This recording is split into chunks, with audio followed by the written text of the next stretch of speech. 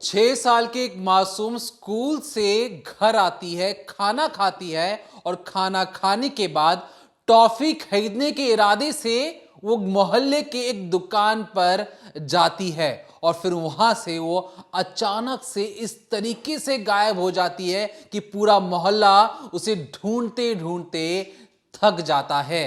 और फिर उसकी जो लाश है बड़ी दर्दनाक तरीके से इसी कूलर के अंदर ठूस कर रखी हुई थी। और जिस अवस्था में लाश थी ऐसा लग रहा था कि उस बच्ची के साथ रेप जैसी घिनौनी वारदात को भी अंजाम दिया गया है। एक बच्ची के साथ रेप करने के बाद सर्द रातों में, यह दिसंबर महीने की बात है, उस महीने में उस बच्ची को मारकर कूलर के अंदर ठूस कर रखा गया और पुलिस से लेकर मोहल्ले के हर कोई हर जगह ढूंढ रहा था, लेकिन घर में बंद एक कूलर के अंदर 6 साल की मासूम की ऊपर नजर किसी की नहीं गई। हर कोई समझ रहा था कि जो लड़की है, जो बच्ची है, कहीं लापता हो गई होगी, कहीं गुम हो गई होगी, कहीं किडनैप हो गई होगी। लेकिन अपने ही घर से चंद कदम दूरी पर वो कूलर के अंदर लगातार 48 घंटों तक बंद रहती है। किसी को समझ में नहीं आता कि वो लड़की कहां गई। और जो कातिल है, जब पुलिस उस तक पहुंचती है तो कातिल बड़े शातिर तरीके से वो पुलिस से हर बार 100 कदम आगे चल रहा था। वो पुलिस को हर वक्त बेवकूफ बनाने का जो उसका जो प्लान था वो सक्सेस भी उसे मिल रही थी। लेकिन अचानक से एक छोटी सी गलती की वजह से वो पुलिस के चंगुल में फंस जाता है और पुलिस को बेवकूफ बनाते बनाते उसे लगा कि कोर्ट में जाकर भी जज साहब से अगर वो झूठ बोलेगा तब भी उसकी सजा कम हो सकती है। वो कोर्ट में खड़े होकर बोलता है कि जज साहब, मैं तो अबोध हूं, मैं तो नाबालिग हूं, मैं बच्चा हूं, मैं नादान हूं, मैं कैसे रेप कर सकता हूं। इस पर जज साहब एक ऐसा फैसला सुनाते हैं जिसमें उस कातिल की, उस रेपिस्ट की मां को भी 5 साल की सजा होती है। क्या है अंदर की कहानी, जानेंगे इस डिकोडिंग क्राइम के जरिए। तो आज डिकोडिंग क्राइम में हम जिस केस की बात कर रहे हैं वो राजस्थान से है, राजस्थान के श्रीगंगानगर से। अगर साल की बात करें तो साल है 2015 और तारीख है 22 दिसंबर की। यहाँ पर इस बच्ची को, जिसकी हम आपको तस्वीर दिखा रहे हैं, उसकी आंखों पर हमने पट्टी लगाई है क्योंकि उसके साथ रेप किया गया है और फिर उसका गला घोंटकर उसे बेरहमी से मारा गया है और दरिंदे ने उसके साथ बेरहमी की सारी हदें पार की हैं। इस वीडियो में हम आपको इस लड़की के बारे में गुड़िया कहकर इसे संबोधित करेंगे। दरअसल होता यह है कि जो गुड़िया है वो अपने माँ बाप के साथ श्रीगंगानगर के इलाके में रहा करती थी और उसका रोज़ का रूटीन ये था कि वो अपने स्कूल जाती जब सुबह सुबह और फिर स्कूल से जब लौट कर आती खाना खाती, क्योंकि 6 साल की बच्ची थी तो टॉफ़ी, आइसक्रीम, चॉकलेट ये सब खाने का भी उसको मन करता था। तो खाना खाने के बाद वो अपनी मम्मी से रोज़ ही 2 या 3 रुपए लिया करती थी। उसको लेकर वो एक दुकान पर जाती थी और वहाँ से कुछ टॉफ़ी लेकर खुशी खुशी झूमती हंसती गाती अपने घर वापस आ जाती थी। अब ये जो पूरा समय लगता था उसको अपने घर से दुकान जाने में, दुकान से वापस आने में, जो टॉफ़ी लेने के लिए उसको जो समय लगता था महज 15 से 20 मिनट, वो अपने घर से निकलती थी और घर वापस आ जाती थी। ये पूरा जो वाक़या होता था ये 15 से 20 मिनट का होता था। लेकिन 22 दिसंबर 2015 को जो गुड़िया है वो अपने घर पर जब स्कूल से आती है और स्कूल से आने के बाद खाना खाती है और मम्मी से पैसे लेकर जब दुकान पर जाती है, तो ये जो आप सीसीटीवी फुटेज देख रहे हैं आपको हल्का धूमिल दिख रहा होगा क्योंकि काफ़ी पुराना है। तो इस फुटेज में आपको एक लड़की दिख रही है हंसती झूमती जाती हुई। तो ये उस वक्त का फुटेज है जब गुड़िया जो है वो अपने घर से दुकान गई थी टॉफ़ी लेने। अब वहाँ पर वो टॉफ़ी लेती है। अब इसके बाद परिवार में उसका वेट किया जाता है क्योंकि 6 साल की बच्ची है, उसको खेलना कूदना भी होता है और भी बहुत सारी चीज़ें हैं, माँ दादा के साथ टाइम भी स्पेंड करना होता है। तो इसलिए माँ वेट करती है। 10 मिनट, 15 मिनट, 20 मिनट जब बीत जाते हैं तो उन्हें लगता है गुड़िया अब तक तो आ जाती थी, आज घर क्यों नहीं आई। अब वही समय आधा घंटा हो जाता है। अब जैसे ही आधे घंटे बीत जाते हैं माँ की हालत ख़राब, उन्हें लगता है कि शायद उनकी बेटी के साथ कोई अनहोनी हो गई क्योंकि माँ का दिल है। तो ऐसे में बाहर निकल कर देखती हैं, आस पड़ोस में पूछती हैं कि गुड़िया को किसी ने देखा क्या, क्या बच्चे गुड़िया तुम्हारे साथ खेल रही है। तो हर कोई बोलता है कि नहीं आंटी, हमने गुड़िया को नहीं देखा, वो तो अब तक नहीं आई, वो टॉफ़ी लेने गई होगी। हर कोई ऐसी बात करता है। तो जो माँ थी उनका रो रो के बुरा हाल, वो रोना शुरू कर देती हैं तुरंत। ऐसे में घर में जो दादाजी मौजूद थे, यानी कि गुड़िया के जो दादा थे वो पूछते हैं क्या हो गया अचानक से, तुम रो क्यों रही हो, तो वो पूरी कहानी बताती हैं और इसके बाद अपने हस्बैंड को कॉल करती हैं और बताती हैं कि गुड़िया जो है वो टॉफ़ी लेने गई थी लेकिन अब तक लौटी नहीं और आधा घंटा बीत गया है। अब इसके बाद पिता भी वहाँ पर आते हैं और जितने लोग थे यानी जो पिता आए थे वहाँ पर माँ थी और दादाजी थे, वो आस पड़ोस में पूछताछ शुरू करते हैं और सीधे पहुँच जाते हैं दुकानदार के पास, यानी जिस दुकान से अक्सर जो गुड़िया है वो टॉफ़ी लिया करती थी। वहाँ जाकर जब उनसे पूछते हैं कि भैया गुड़िया आई थी क्या, वो अब तक घर नहीं लौटी, तो दुकानदार था वो भी परेशान हो जाता है क्योंकि दुकानदार जो था वो इनके घर का एक रिलेटिव लगता था दूर का, और तो और वो गुड़िया से अक्सर बात करता, उसको उसके साथ खेलता कूदता भी था, उसके माँ पिता से भी अच्छे संबंध थे और गुड़िया जो थी उसे जानती भी थी। तो ऐसे में वो भी घबरा जाता है कि आखिर उस बच्ची जो है वो अचानक से गायब कैसे हो गई, वो यहाँ से तो टॉफ़ी लेकर चली गई थी, बच्ची का कुछ पता कैसे नहीं है। अब दुकानदार फटाफट अपना शटर गिराता है और फ़ौरन गुड़िया को ढूंढने लगता है। तो यहाँ पर दुकानदार, माता पिता, दादा सबके सब मिलकर गुड़िया को ढूंढ रहे हैं। अब ग्रामीण इलाका है तो खबर धीरे धीरे फैलती जाती है, हर किसी को पता लगता है, तो हर कोई चिंता में आ जाता है कि छोटी सी बच्ची अचानक कैसे गायब हो सकती है। दुकानदार बार बार यही कह रहा था कि जो लड़की है वो तो टॉफ़ी लेकर, मैंने उसको टॉफ़ी दी, वो यहाँ से निकल गई है, अब रास्ते में हो सकता है उसे किसी ने उठा लिया हो। अब मामला पूरा बढ़ जाता है, गली मोहल्ले के लोग हर कोई परेशान हो जाते हैं। जो महिलाएं थी उनका एकदम से कलेजा कांप जाता है क्योंकि उनकी भी छोटी छोटी बच्चियां थी, तो उन्हें डर लगता है कि आज जो उस लड़की के साथ हुआ कल को हमारी बेटी के साथ भी हो सकता है, वो भी गायब हो सकती है, कोई किडनैप कर सकता है। तो फ़ौरन पुलिस के जो स्टेशन है वहाँ पहुँचा जाता है और पुलिस स्टेशन जाकर तुरंत एफआईआर कराई जाती है और बताया जाता है कि जो 6 साल की बच्ची है वो गायब हो गई है। पुलिस को पूरी स्टोरी समझाई जाती है। अब छोटी बच्ची का मामला था, एक 6 साल की नन्ही बच्ची गुड़िया गायब हुई है, तो पुलिस भी फ़ौरन एक्शन में आती है और तुरंत पूछताछ शुरू करती है। पुलिस सबसे पहले रूट को चेक करती है जहाँ पर सीसीटीवी दिखता है, तो सीसीटीवी में बच्ची जाती तो दिखती है लेकिन वो उस रास्ते पर आती हुई नहीं दिखती, क्योंकि आप ये समझिए ग्रामीण इलाका है तो हर कहीं पर हर रास्ते पर सीसीटीवी मौजूद नहीं था।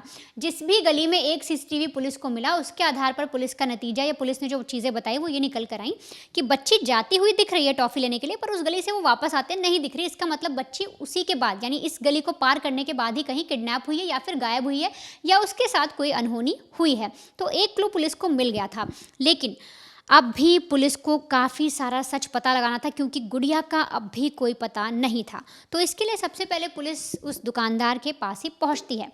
अब दुकानदार जो है उससे पूछताछ की जाती है, उससे पता किया जाता है, तो फिर से वही बात बताता है। वो बोलता है कि सर मैं तो खुद आपके साथ लगा हूँ, मैं तो गुड़िया मेरे साथ आती थी, खेलती थी, मैं उसको टॉफ़ी देता था, घर चली जाती थी, रोज़ का ये था। अब ऐसे में गुड़िया गायब होगी तो आप मेरी भी हालत समझिए, हमारे इलाके की बच्ची थी, ऐसे कोई गायब हो गई, ऐसे कोई किडनैप कर ले गया तो हम सब परेशान हैं, मैं आपकी मदद करूँगा।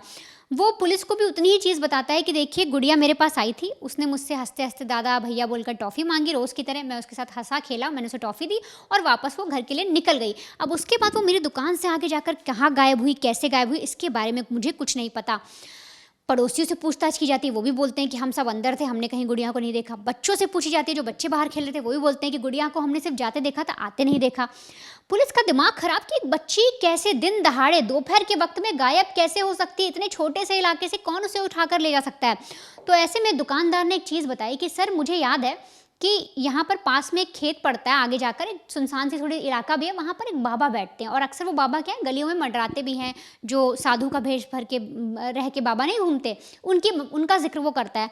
अब पुलिस का डाउट जाता है कि हो ना हो जो बाबा का एंगल है वो इस केस को एक दिशा दे सकता है। अब इसके लिए तफ्तीश शुरू की जाती है कि बाबा हैं कौन, कहाँ रहते हैं, कहाँ पर बैठते हैं। तो दुकानदार बताता है कि सर आगे जो खेत पड़ता है वहाँ पर अगर आप जाएंगे तो वहाँ एक पेड़ पड़ेगा, वहीं पर बाबा बैठते हैं, चलिए उनको मिलकर ढूंढते हैं। अब दुकानदार, पिता, माँ, हर कोई शख्स यानी आप समझिए उस एरिया का हर एक शख्स उस बच्ची को ढूंढने के लिए, उस बाबा की पड़ताल करने के लिए निकल पड़ते हैं। लेकिन यहाँ पर पुलिस जहाँ एक तरफ अपनी तफ्तीश कर रही है, वहीं पर जो कातिल है वो पूरा माजरा देख रहा है। वो देख रहा है, वो जिसने बच्ची को किडनैप किया है, जिसने बच्ची का रेप किया है, जिसने बच्ची का कत्ल किया है, वो बड़े ही आराम से देख रहा है कि पुलिस कब क्या चाल चल रही है, पुलिस कब किस तरीके से इन्वेस्टिगेशन कर रही है, और उसके अकॉर्डिंग अपनी सारी चाल को वो बदलता जा रहा है और अपने पूरे प्लान को वो एकदम परफेक्ट क्राइम बनाने की तरफ चल रहा होता है। अब जब उस पेड़ के पास पहुंचा जाता है, पुलिस की पूरी टीम पहुंचती है, तो वहाँ पर कोई बाबा नहीं मिलते। अब ऐसे में फिर से लोगों से पूछा जाता है कि कौन बाबा है, अब यहाँ पर तो दिख नहीं रहे। तो दुकानदार बोलता है कि हो सकता है सर वो कहीं पर चले गए हों, हम एक काम करते हैं, हम रोज़ उनका यहाँ पर देखेंगे, कभी वो दिख जाएंगे ना तो हो सकता है बच्ची को उन्होंने ही किडनैप किया और शायद बच्ची के साथ कुछ गलत भी कर दिया हो। अब यहाँ तक पुलिस को एक पेड़ के नीचे बाबा का जिक्र मिलता है, लेकिन ऐसे में जो बाबा हैं वो आसपास के जितने भी थाने थे वहाँ बच्ची की फ़ोटो भिजवाते हैं और बोलते हैं कि देख इसके बारे में पता लगाइए, कोई भी सीसीटीवी में कहीं पे भी कोई शख्स किसी बच्ची के साथ नजर आए, कोई महिला किसी बच्ची के साथ नजर आए, ये बच्ची आपको कैसे भी कहीं दिखे तो फ़ौरन इत्तला कीजिए। अब इधर पुलिस स्टेशन में सारी चीज़ें कर दी गई, लेकिन अभी भी एक बहुत बड़ा सवाल था। दरअसल जब पुलिस जो है, जो उस इलाके में महिलाएं रहती थीं, जो स्कूल वगैरह थे, बाकी बच्चों से जब पूछताछ की गई और उनसे पूछा गया बेटा कोई बाबा है क्या आपने देखा, तो बच्चे साफ तौर पे मना करते हैं कि यहाँ पर तो हमने कोई बाबा नहीं देखा। महिलाओं से पूछा जाता है, महिलाओं से पुलिस बोलती है कि देखो कुछ लोगों से पता लगा है कि आपके सोसाइटी में, आपके इस एरिया में कुछ बाबा, एक बाबा घूमता रहता है, वो साधु का भेष धर के रहता है, तो क्या ऐसा कुछ है आपके एरिया में? तो महिलाएं मना कर देती कि सर यहाँ पर तो ऐसा कोई बाबा भी नहीं है, आपको किसने इन्फॉर्मेशन दे दी? अब यहाँ पर पुलिस का माथा ठनकता है। पुलिस को पहली बार पता लगता है कि एक शख्स जो उनको लीड दे रहा है, जो उनको बता रहा है कि सर ऐसा हो सकता है, वैसा हो सकता है, उसने पुलिस को एक गलत टिप दी है। उसने साधु बाबा का जिक्र क्यों किया, एक बाबा वाला एंगल इस केस में लेकर वो क्यों आया? अब यहाँ पर कई सवाल उठते हैं, क्योंकि जब पुलिस को पता लगा कि जो बाबा की कहानी है वो झूठी है, कोई बाबा घूमता नहीं है, तो उनका सीधे तौर पे शक जाता है उस दुकानदार पर जिसने बोला था कि बाबा बैठते हैं। लेकिन दुकानदार ने झूठ बोला तो बोला क्यों? क्या सच में कोई बाबा था जो उस बच्ची को उठा कर ले गया? अब ये सारे सवालों को जानने के लिए जो पुलिस है वो सोचती है कि अब हो ना हो जो बच्ची है, क्योंकि जिस तरह से बच्ची गायब हुई है, जिस वक्त गायब हुई है, तो हो सकता है इस छोटे से इलाके में हर कोई एक दूसरे को जानता है, तो बच्ची भी उनको जानती होगी, वो भी बच्ची से फैमिलियर होंगे, तो हो ना हो किसी ऐसे इंसान ने उस बच्ची को पकड़ा है जो उसको बहुत ही अच्छे से जानता है, जो परिवार को भी बहुत अच्छे से जानता है। तो ऐसे में जितने भी वहाँ पर लोग रहते थे, जो भी पड़ोसी थे, हर एक घर में जाकर पुलिस ने तफ्तीश शुरू की। एक एक घर जाकर अंदर तक पूरी छानबीन कर हर जगह जब पुलिस पहुंचे, तो अब एक घर में पुलिस एंटर करती है और जैसे ही उस घर में घुसती है, वहाँ के पीछे एक घर बना होता है, पीछे की साइड थोड़ी सी जगह खाली छोड़ी होती है, वहाँ पर जैसे पुलिस पहुँचती है उन्हें कुछ मिट्टी दिखती है और ऐसा समझ में आता है कि इस मिट्टी को अभी भी खोदा गया और दोबारा से उसकी पटाई की गई है। ऐसा पुलिस को शक होता है कि जो मिट्टी है वो पूरी तरह से जमी हुई नहीं है। डाउट होता है तो उस चीज़ के बारे में पुलिस पूछती है। अब वो मकान किसका होता है? मकान किसी और का नहीं बल्कि उस दुकानदार का ही होता है। अब उससे जब तफ्तीश की जाती है और पूछा जाता है वहाँ पर कि यहाँ कौन रहता है, किसका घर है, तो पता लगता है कि फलाने में जिनकी दुकान है ये उन्हीं का घर है और ये इनके माँ बाप हैं। अब माँ बाप को सामने बुलाया जाता है, उनसे पूछा जाता है कि आपके एरिया में देखिए मिट्टी जो आप दिखा रहे हैं हमें, आपका एक बाग जैसे जो जगह है, यहाँ पर ये मिट्टी उठी हुई क्यों है, जमी क्यों नहीं है, क्या यहाँ पर खुदाई हुई है? अब माँ हकलाना शुरू करती है, थोड़ा सा डर जाती है और डरते डरते पुलिस से बोलती है कि हम एक पौधा लाने वाले थे और यहाँ पर हमें एक पौधा लगाना था और जो पौधा था वो थोड़ा बड़ा पड़ गया, इसलिए हमें इस गड्ढे को भरना पड़ गया। मतलब उनके कहने का मतलब ये था कि जो साइज़ था पौधे का बहुत बड़ा था और इस गड्ढे में नहीं आ सकता था, इसलिए हमने इस गड्ढे को खोदा और जब देखा पौधा नहीं आ रहा तो हमने दोबारा से इस गड्ढे को ऐसे ही दोबारा से भर दिया, इसलिए आपको ऐसा लग रहा है यहाँ पर कुछ भी नहीं है। अब पुलिस ने जब गड्ढा देख लिया तो उनका डाउट श्योर हो गया और इसके बाद पुलिस को एक ऐसी चीज़ मिलती है, बच्चे का एक ऐसी छोटी सी चीज़ मिलती है जिससे पुलिस का जो पूरा शक था वो उसी घर के मुखिया, उसी घर के बेटे, उसी घर की महिला पर ठहर जाता है और फिर एक सिरा पकड़कर पुलिस इस पूरे केस को इन्वेस्टिगेट कर जो कातिल है उसको कड़ी से कड़ी सज़ा दिलाती है। देखिए अब बारी थी जब खड्डा मिल चुका था तो पुलिस खुदाई शुरू करती है। माँ कह रही होती कि यार आप मेरे घर पर खुदाई कैसे कर सकते हैं, मैं जब आपसे कह रही हूँ कि जब पौधा बड़ा हो गया था, हमें खुदाई छोटी हो गई थी, जो भी कहानी वो बता रही थी। पुलिस ने उस कहानी को दरकिनार करते हुए सोचा कि ये सारी चीज़ें झूठ हैं, हम इस खुदाई करेंगे और शायद यहाँ पर बच्ची मिल सकती है। पुलिस खुदाई शुरू करती है, खुदाई किया जाता है लगातार मजदूरों को लगा कर, लेकिन खड्डे से कुछ नहीं मिलता है। अब यहाँ पर जो घर की जो माँ है वो कह रही थी कि अरे मैं आपको पहले ही बता रही थी, आप तो मेरी बात सुनने को तैयार ही नहीं थे, आप लगातार मिट्टी की खुदाई कर रहे थे, आपने मेरे घर को बर्बाद कर दिया, अब हर कोई मोहल्ले में मुझे शक की नज़र से देखेगा। पुलिस को भी लगा कि शायद उनसे बहुत बड़ी गलती हो गई है। अब जिस घर में वो तलाशी अभियान और उसी दुकानदार का ये जो घर है जो तो हमारी मदद कर रहा था, पुलिस को लगा ठीक है चलो यहाँ पे तो नहीं मिला, थोड़ी बहुत छानबीन कर लेते हैं। हर एक कमरे में जाके छानबीन किया गया, वहाँ पर भी कुछ नहीं मिला। अब जो आईओ थे, जो इन्वेस्टिगेटिंग ऑफिसर थे, उन्हें लगा कि बहुत बड़ी गलती हो गई है, ऐसी गलती नहीं होनी चाहिए। तभी क्या हुआ, एक कांस्टेबल अपनी सूझबूझ से छत पर गया। छत पर उसे एक बच्ची का जूता मिला। अब जैसे ही वो जूता मिला, वो चिल्लाकर बोला कि अरे मुझे बच्ची का जूता मिला है, ये जूता किसका है। अब उस जूते को लेकर वो जब नीचे आता है, मालकिन से, जो घर की मालकिन थी, उससे पूछता है कि आप ये बताओ ये जूता किसका है। अब वो कहता है कि अरे हमारे किसी बच्ची का होगा। तो आपके घर में बच्ची कौन सी है। अब जो दुकानदार, जो 19 साल का जो लड़का, जो आप अपनी स्क्रीन पर जो तस्वीरें देख रहे हैं, ये उसकी माँ ठीक तरीके से जवाब नहीं दे पाते हैं। कांस्टेबल कहता है अपने सीनियर से कि सर देखिए, जब मैं छत में गया ना, मुझे बहुत भयंकर बदबू भी आ रही थी, आप मेरे साथ चलिए, मुझे कुछ शक है। अब कांस्टेबल्स अपने सीनियर्स को लेकर जाता है, और जो आप तस्वीरें अपनी स्क्रीन पर अभी इस वक्त देख रहे हैं, ये उसी कूलर की तस्वीर है जहां पर 6 साल की मासूम को रेप करने के बाद, उसे मौत के घाट उतारने के बाद, इसी कूलर के अंदर ठूस कर भर दिया गया था। और उसे 48 घंटों तक, ये जो दिसंबर की बात थी, दिसंबर 2015 की बात थी, लगातार 2 दिनों तक लाश छत पर कूलर में बंद पड़ी रही। और किसी को भी नहीं समझ में आया कि वो दुकानदार, वो रिश्तेदार जो उनके घर वालों की हमेशा टॉफी देता था, बच्ची को उसे हालचाल पूछता था, परिवार की हालचाल पूछता था, पहली बार कातिल रेपिस्ट उनकी आंखों के सामने खड़ा था परिवार के। अब कूलर से उस बच्ची को निकालकर हम आपको फुटेज नहीं दिखा सकते हैं। पुलिस की जीप में पर्दा डालकर, चादर लपेटकर उसे पोस्टमार्टम हाउस भेजा जाता है। पोस्टमार्टम हाउस जब भेजा जाता है तो उस बच्ची की मौत को लेकर बहुत दर्दनाक कहानी सामने आती है। पता लगता है कि उस बच्ची के साथ पहले रेप किया गया, फिर उसे मौत के घाट उतारा गया। पता लगा एग्जैक्ट टाइमिंग उस दोपहर का ही था जब टॉफी लेने जो बच्ची गई थी, उसी वक्त का था। अब जब पोस्टमार्टम रिपोर्ट आ गई है, जूता मिल चुका है, कूलर में लाश भी मिल चुकी है उसी घर में से।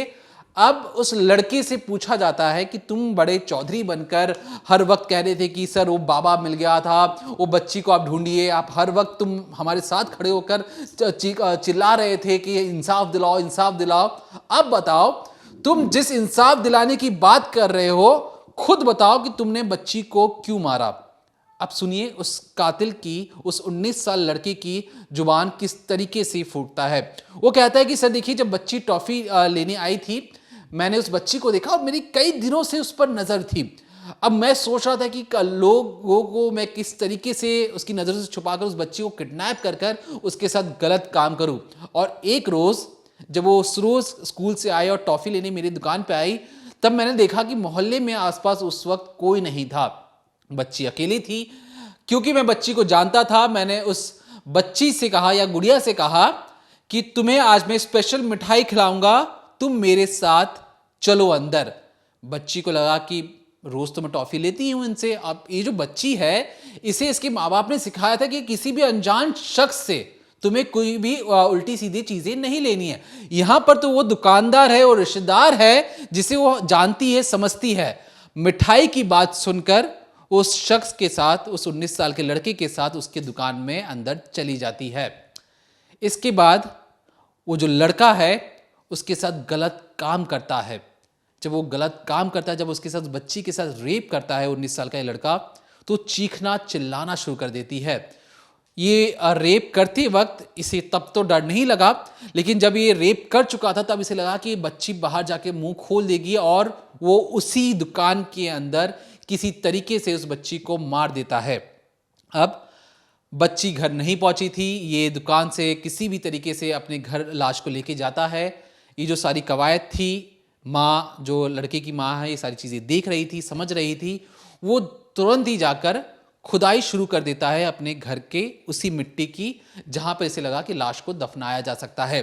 इधर क्या हो रहा था, जब उसने रेप किया, जब बच्ची मरी, उसे लेकर गया और अपने घर पर लाश को रखा, माँ को सारी चीज़ें बताई। वहां पर जब वो मिट्टी खुदाई कर रहा था तो मोहल्ले में चीखम चिल्ली मच गई थी कि बच्ची गायब है, बच्ची को किसी ने उठा लिया है, पुलिस आ चुकी थी। अब ये डर के मारे इसे समझ में नहीं आया कि करे तो करे क्या। इसने सोचा कि एक काम करते हैं, बच्ची को उठाकर छत पर लेकर जाते हैं। छत पर पहले इसका मकसद था लाश को छुपाना। जैसे ही छत पर लेके जाता है उसे दिखता है कूलर, कूलर के अंदर ये लाश को छुपा देता है और इसी हड़बड़ी में उस बच्ची का जो जूता था छत पर ही छूट जाता है।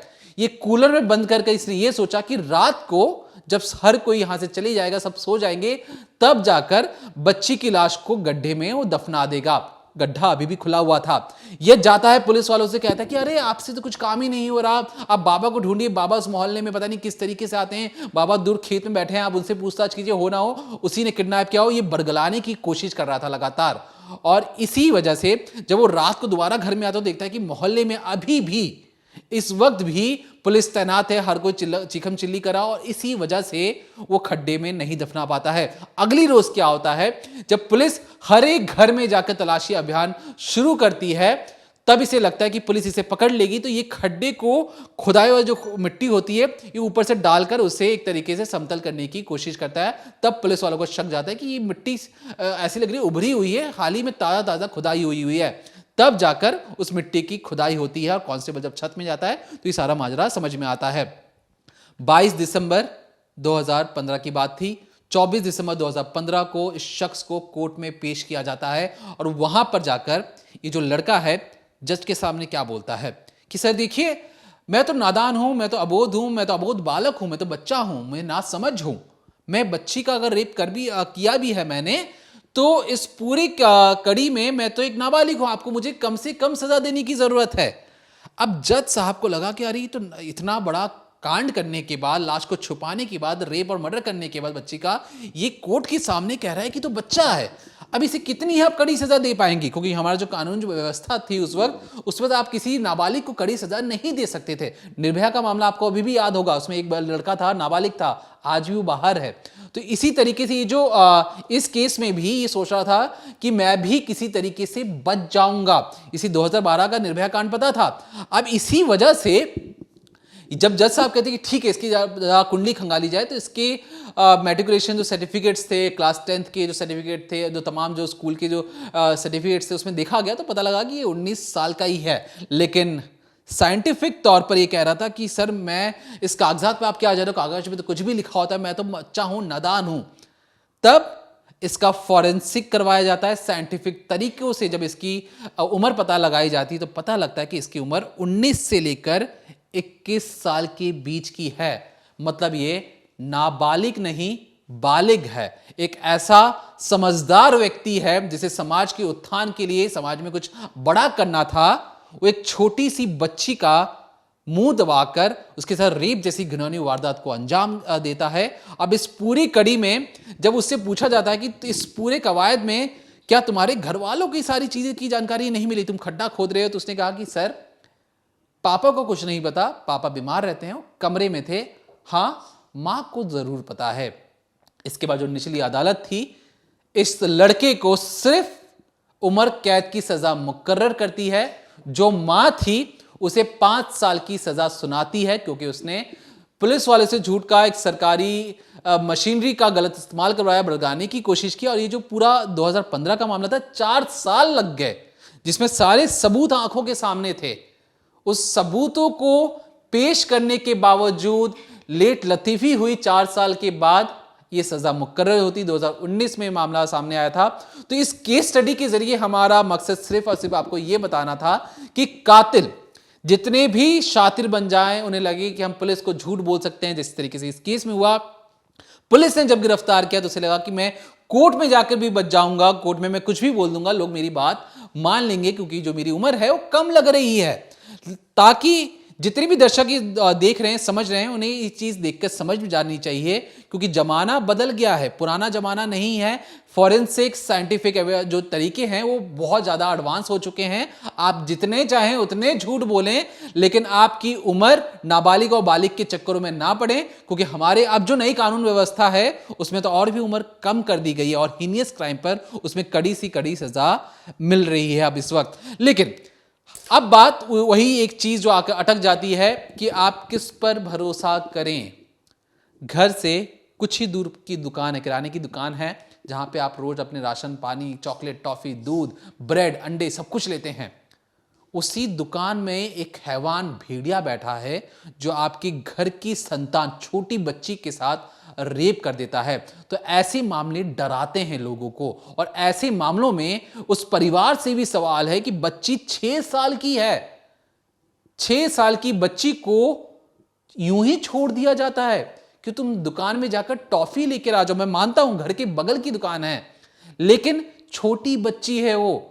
माँ बाप को, घर के किसी एक सदस्य को उसके साथ हर वक्त बाहर जाना चाहिए। अभी हम इस तरीके से आंख मूंद कर किसी पर भरोसा करें, और वो दुकानदार दोस्त नहीं था, रिश्तेदार था, जानने वाला था, एक ही खून के वो लोग थे, लेकिन बावजूद इसके हैवान भेड़िया इंसानी रूप में बैठकर कई दिनों तक उस बच्ची पर निगाहें टिकाकर बैठा था और एक सही मौके का इंतजार कर रहा था। और जब उसे मौका लगा तो उसने वो सारे काम किए जो एक सभ्य समाज में इंसान कभी भी नहीं करेगा। एक भेड़िए के रूप में एक इंसान किराने की दुकान पर बैठा था, घर के बगल में ही। तो ऐसे तमाम लोग जो अपने बच्चों को खुले छोड़ देते हैं कि ये ले आओ वो ले आओ, एक समझदार व्यक्ति परिवार का हमेशा उस बच्चों के साथ रहने चाहिए, क्योंकि समाज में आपको नहीं पता कि आपके बगल में बैठा जो शख्स है, जो आपके साथ काम करने वाले लोग हैं, जो आपके आस पड़ोस में जो लोग हैं, वो कौन से लोग किस तरीके के हैं, कौन शैतान है जो इंसानी रूप में आपके साथ बैठा है। तो फिलहाल के लिए देखते रहिए डिकोडिंग क्राइम, और जितने भी दर्शक इस डिकोडिंग क्राइम को देख रहे हैं, हमारी आपसे दरख्वास्त है कि अगर आपके पास भी ऐसी कोई क्राइम इन्वेस्टिगेशन जो आप चाहते हैं कि हम आपके साथ साझा करें, लोगों के साथ साझा करें, तो हमें कमेंट सेक्शन में जरूर बताएं कि ऐसी कौन सी स्टोरीज, ऐसी कौन सी इन्वेस्टिगेशन, पुलिसिया इन्वेस्टिगेशन जो आप चाहते हैं कि हम आसान शब्दों में आप तक लेकर आएं, लोगों को समझाएं और लोग इससे जागरूक बने। तो कमेंट सेक्शन में कमेंट कर हमें जरूर बताइए। तब तक देखते रहिए decoding crime, Monday to Friday शाम 7:30 बजे, ओनली ऑन क्राइम तक।